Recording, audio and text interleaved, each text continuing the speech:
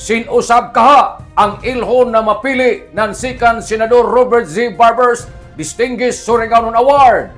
Sa dili madugay, ato nasab masaksihan kung sino nasab ang ideklara o mapili na mamahimong ikaduha na makadawat sa sikan Senador Robert Z. Barbers Distinguished Surigao Award.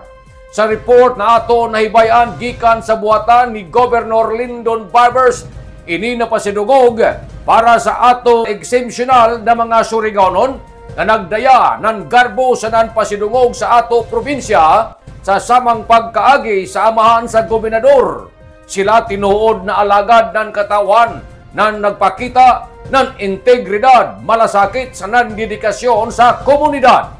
Naibayan na tagsugdan sa pagdawat sa mga nominado ni atong Agosto 15 nining tuiga sa nan-an na katapusang pagdawat ni atong Agosto 31 ning tuig 2025.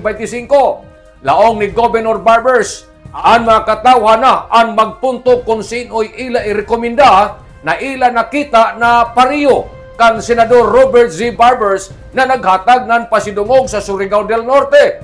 Hinoon, waya pa'y takda kung kuno ang schedule na programa. Ato ra kanini atangan sa umaabot pa na mga adlaw. Nanukad gikan diri sa Kapitolyo, ini si Marek Senars Marconsim Vlogs, Mario Conali simulan mulaong salamat, maradyaw na adlaw natong tanan.